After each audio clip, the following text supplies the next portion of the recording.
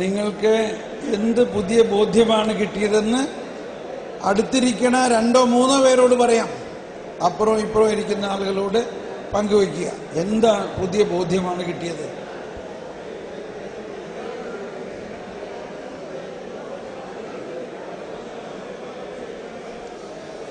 Yes. What new convictions you received?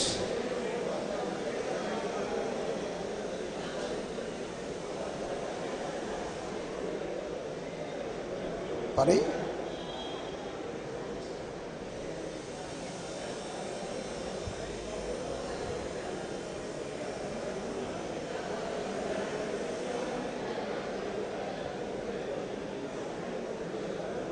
എല്ലാവരും പറയണം. ചിലവരൊന്നും മിണ്ടാതിരിക്കുന്നുണ്ടല്ലോ. എല്ലാവരും എന്തെങ്കിലും പറഞ്ഞേ. എന്താണ് നിങ്ങൾക്ക് കിട്ടിയ ഒരു ഉൾക്കാഴ്ച?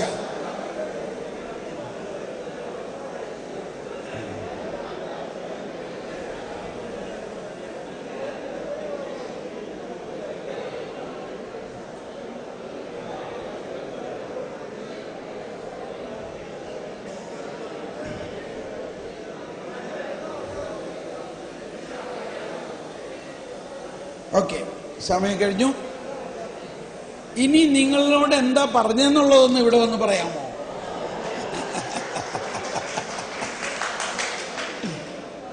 അടുത്ത ആള് നിങ്ങളോട് എന്താ പറഞ്ഞതെന്നൊന്ന് ഇവിടെ വന്ന് പറയാമോ? അത് മതി. വായു. ഇതാ വരൂ വരൂ വരൂ. കമ്മാ. അടുത്തിരുന്ന ആള് നിങ്ങളോട് എന്താ പറഞ്ഞതെന്ന്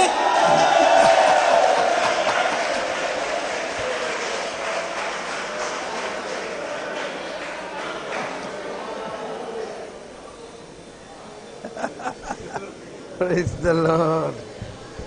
Praise the Lord. എന്നോട് പറഞ്ഞ ആള് പറഞ്ഞത് ഇങ്ങനെയാണ്: നമ്മൾ എവിടെ നിൽക്കുന്നു അവിടെ ഉറച്ചു നിൽക്കണം. Praise the Lord. അത് പറഞ്ഞിട്ട് ഇങ്ങനോട് പറഞ്ഞു, ഇത് ഇവിടെ പോയി പറയുന്നതെന്ന് പറഞ്ഞു.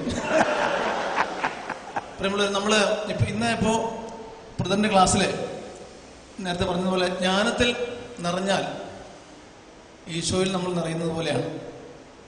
അതൊരു അനുഭവമാണ്.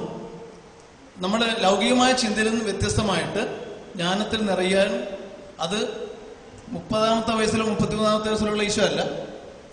ഈശോയുടെ ആദ്യ ജനന നിമിഷം മുതൽ ഒരുപക്ഷെ നമുക്ക് അനുഗ്രഹം കിട്ടണം. അഥവാ ഇല്ലെങ്കിൽ തുടർന്ന് ജ്ഞാനത്തിൽ വളരാനുള്ള ഒരു പ്രാപ്തി നമുക്കുണ്ടാവണം എന്നൊരു പുതിയ തിരിച്ചറിവ്. അതിലൂടെ നമ്മുടെ ഏത് ശുശ്രൂഷയിലായാലും കർത്താവ് നിറഞ്ഞിരിക്കുന്നുള്ള ശുശ്രൂഷയാണെങ്കിലാണ് നമ്മുടെ ശുശ്രൂഷ ജീവനുള്ള ശുശ്രൂഷയാവും എന്ന് ബോധ്യം. Praise the Lord. Praise the Lord. ഇനി ആരെങ്കിലും വരൂ. അവര് വരും. നിങ്ങൾക്ക് ചാൻസ് തരാൻ വേണ്ടി അവരിങ്ങനെ ഇരിക്കുകയാണ്.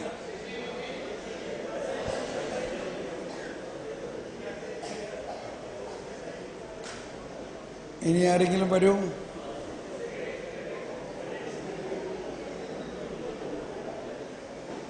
എഴുതി വായിക്കാനും പറ്റൂട്ടോ. മറന്നു പോകാതിരിക്കാൻ വേണ്ടി എഴുതിക്കൊണ്ടൊന്ന് വായിച്ചോ.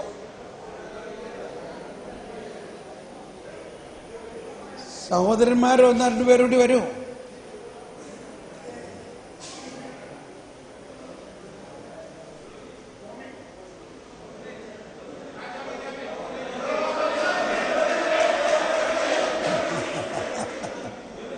Come on.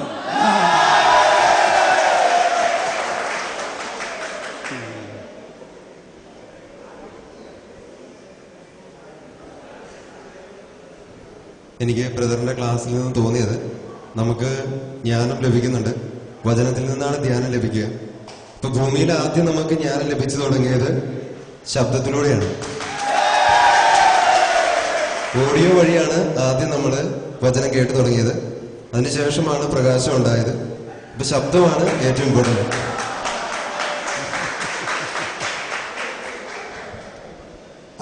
ഓഡിയോ ടെക്നീഷ്യൻ ആണോ?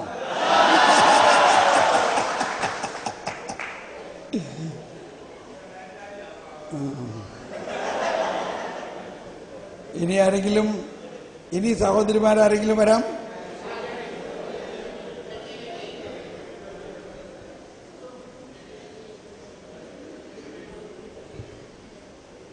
വരും.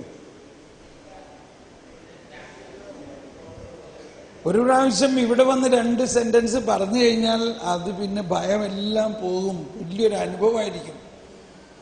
ഇവിടെ വരുന്നത് വരെ കുറച്ച് ചിലപ്പോൾ കാലൊക്കെ വിറച്ചേക്കും. ഇവിടെ വന്നു കഴിഞ്ഞാൽ പിന്നെ വിറമാറും. Come come.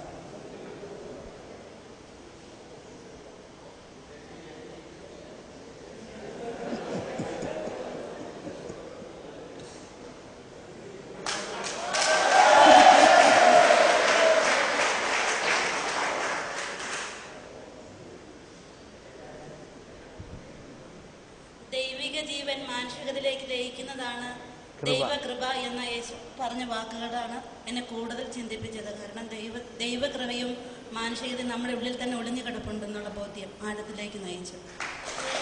Very good, very good. വളരെ നല്ലൊരു കാര്യം. കൃപ, കർത്താവേ ഞങ്ങളുടെ മേൽ കൃപയുണ്ടായിരിക്കണേ എന്ന് ഒരുപാട് നമ്മൾ പ്രാർത്ഥിക്കുന്നുണ്ട്. എന്താണ് കൃപ? കൃപ എന്നത് ദൈവികത. എല്ലാവരും ഒന്ന് കൈയെടുത്തേ, വലതുകരം മുകളിലോട്ട്. ദൈവികത മാനുഷികതയിൽ ലയിക്കുന്നതിനെ കൃപ എന്ന് പറയുന്നു. Praise the Lord. Okay, thank you.